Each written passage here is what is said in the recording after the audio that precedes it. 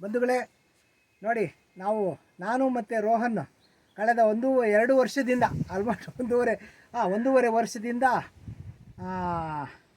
ನಾವು 24 ಜನವರಿ 25ನೇ ತಾರೀಕು ನಾವು ಈ ಒಂದು ಬಾಳೆಯನ್ನು ನಾಟಿ ಮಾಡಿದ್ವಿ. ಕರೆಕ್ಟಾಗಿ 1 ವರ್ಷಕ್ಕೆ 25 ಜನವರಿ 25ನೇ ತಾರೀಕು ಈ ಮೊದಲನೇ ಗೊನೆ ಬಂತು. ಆನಂತರ ಅದೇ ಗೊನೆಗಳು ಬಂದವು. ನಾವು ಏನಿಷ್ಟು ಲೇಟ್ ಆಯ್ತಲ್ಲ ಅಂತಂದರೆ, ನಾವು ಮಾಡಿರೋದು ಗುಂಪು ಬಾಳೆ ಆಗಿರೋದ್ರಿಂದ ಅದು ಸ್ವಲ್ಪ ಲೇಟಾಗಿದೆ. ಈಗ ಜನವರಿ 25ಕ್ಕೆ ಬಂದಿದ್ದು 4 ತಿಂಗಳಿಗೆ ನೋಡಿ ಇಷ್ಟು ದಪ್ಪ ಆಗಿದೆ. ಇವೆಲ್ಲ ಹೆಚ್ಚು ಕಮ್ಮಿ 4 ತಿಂಗಳ ಒಂದು ಗೊನೆಗಳು. ಇದೀಗ ಮೊದಲನೆಯ ಹಣಕಾಸು ನಮಗೆ ಬರುತ್ತೆ.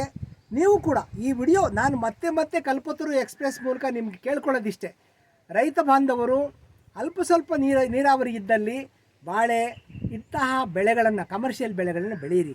ಬರೀ ತೆಂಗಿನ ಮರ, ಅಡಿಕೆ ಮರ ಅಂತಲೇ ಹೋಗಬೇಡಿ. ಅವಕ್ಕೂ ಒಂದಲ್ಲ ಒಂದು ಕಾರಣದಿಂದ ಕೆಲವು ಸಂದರ್ಭದಲ್ಲಿ ಕೆಳಗಡೆ ಬೀಳುತ್ತೆ, ಕೆಲವು ಸಂದರ್ಭದಲ್ಲಿ ಮೇಲ್ಗಡೆ ಹೋಗುತ್ತೆ.